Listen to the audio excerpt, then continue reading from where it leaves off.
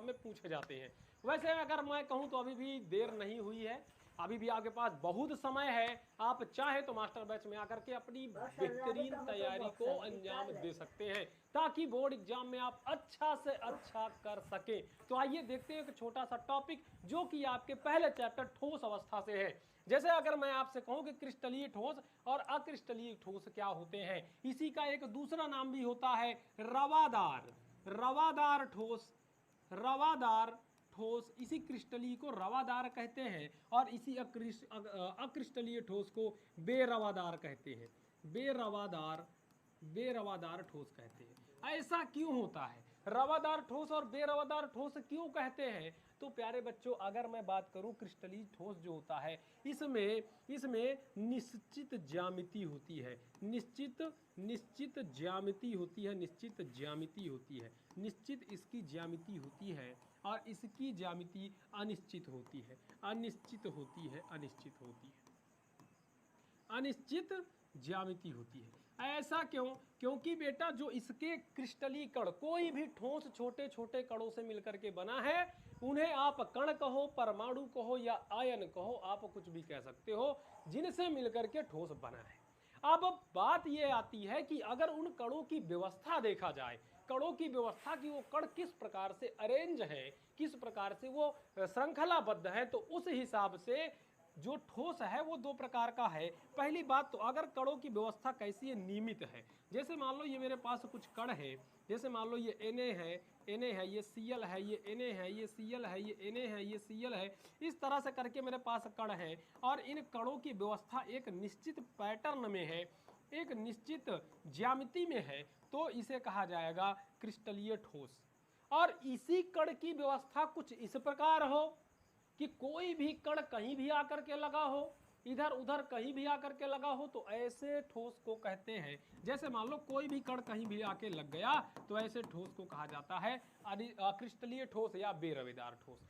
अब ये जो ठोस होते हैं ना बेटा, अब चूंकि इसमें कणों की व्यवस्था जो है वो एक निश्चित क्रम में है, इसलिए ये वाला ठोस क्या होगा, वास्तविक ठोस होगा। क्या होगा बेटा, वास्तविक ठोस होगा, वास्तविक ठोस।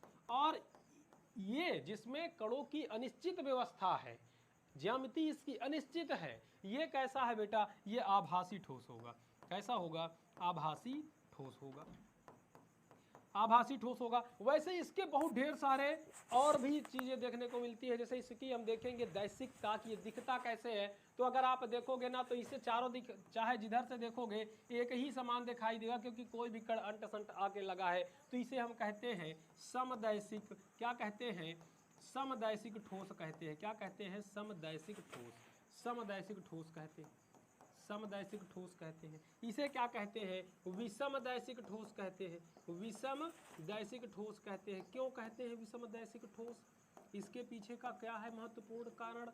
अगर मैं कहूँ पहला, दूसरा, तीसरा, तीन बातें हमने जानी। क्योंकि मान लो अगर मेरे पास NaCl का कोई क्रिस्टल है, NaCl का कोई क्रिस्टल है, तो क्या होगा, NaCl, NaCl, Na ऐसे मान लो अरेंज होंगे ना, एक बार Na होगा तो एक बार Cl होगा, एक बार Na होगा तो एक बार Cl, ऐसे इनकी अरेंजमेंट होगी। ऐसे इनकी क्या होगी बेटा, अरेंजमेंट होगी कणों की, कणों की क्या होगी, ऐसे अरेंजमेंट होगी। आप इसको अलग अलग दिशाओं से अगर देखोगे तो ये आपको अलग अलग प्रकार का दिखाई देगा। जैसे जैसे आप ये वाली दिशा देखो, Na Na Na दिखाई दे रहा है, ये यहाँ से ले लो Na Na दिखाई दे रहा है, यहाँ से ले लो Cl Cl Cl दिखाई दे रहा है। मतलब अलग अलग दिशाओं में देखने पर अलग अलग दिखाई दे रहा है। और यहाँ आप किसी भी दिशा से देखो एक समान दिखाई दे रहा है, कोई भी कण कहीं भी लगा हुआ है, परंतु यहाँ पे ऐसा नहीं है। अलग अलग दिशाओं से देखने पर कणों की संरचना, कण अलग अलग दिखाई देते हैं, इसलिए इसको क्या कहा जाता है, विषमदैशिक। ये क्या है, समदैशिक। अब जो क्रिस्टलीय ठोस है, जो रवादार ठोस है, अगर इसको गलाया जाएगा तो एक निश्चित गलनांक होगा, एक निश्चित क्वथनांक होगा, परंतु इसके साथ ऐसा नहीं होता है। जैसे अगर आप इसको जलाएंगे, अब देखो उदाहरण में देखो, उदाहरण ले लो। जैसे मान लो आपने इसको जलाना प्रारंभ किया तो ये एक टेम्परेचर पे जा करके पूरा पिघलेगा, जब भी पिघलेगा। जैसे मान लो इसके मैं उदाहरण बता दूं, जैसे क्रिस्टलीय ठोस के जो उदाहरण है बच्चा, जो क्रिस्टलीय ठोस के उदाहरण है, उदाहरण बेटा, उदाहरण अगर मैं क्रिस्टलीय ठोस का देखूं तो जो क्रिस्टलीय ठोस के उदाहरण, एक सेकंड बच्चा, बस एक सेकंड। अगर मैं इनके उदाहरण की बात करूं ना, अगर मैं क्रिस्टलीय ठोस के उदाहरण की बात करूं तो मैं कहूँगा जैसे आपका लोहा है, हाँ, जिंक है, जिंक सल्फाइड हो गया, NaCl है, ये सब क्या है, क्रिस्टलीय है। अब मान लो लोहा ही है, आप इसको पिघलाना चाह रहे हैं, इसको आप गलाना चाह रहे हैं, तो ये एक निश्चित टेम्परेचर, जैसे मान लो यहाँ से हम आग देना शुरू किए तो ये यहीं से नहीं पिघलेगा, धीरे धीरे करके ये पूरा गर्म होगा, उसके बाद एक टेम्परेचर पे आकर के ये पूरा एक साथ पिघलेगा। परंतु अक्रिस्टलीय के साथ ऐसा नहीं होता। क्यों? जैसे लकड़ी है, टायर है, अब लकड़ी में आप यहाँ आग लगा दिए, यहीं से जला, यहीं से राख हो गया, उसके बाद आगे अभी एकदम ठंडा है, बगल में छू रहे एकदम ठंडा लग रहा है। तो इसलिए ये क्या है, ऐसा क्यों है? क्योंकि भैया इसमें कणों की व्यवस्था निश्चित नहीं है, कणों का पैटर्न निश्चित नहीं है। तो इसे क्या कहा जाएगा? इसमें उदाहरण में हम क्या क्या लेंगे?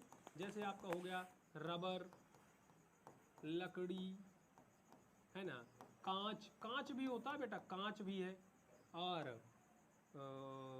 टायर, ये सब क्या है बेटा? ये सब अक्रिस्टलीय ठोस है। क्या है? अक्रिस्टलीय ठोस।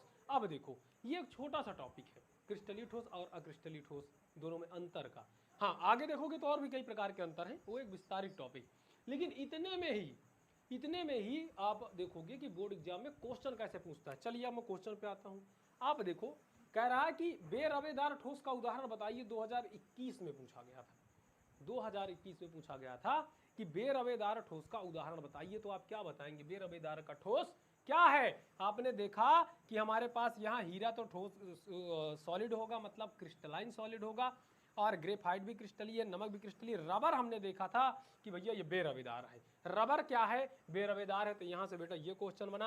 अगला एक क्वेश्चन और देख लीजिए, निम्नलिखित में से कौन सा अक्रिस्टलीय ठोस का उदाहरण है? ये भी 2021 से पूछा गया था।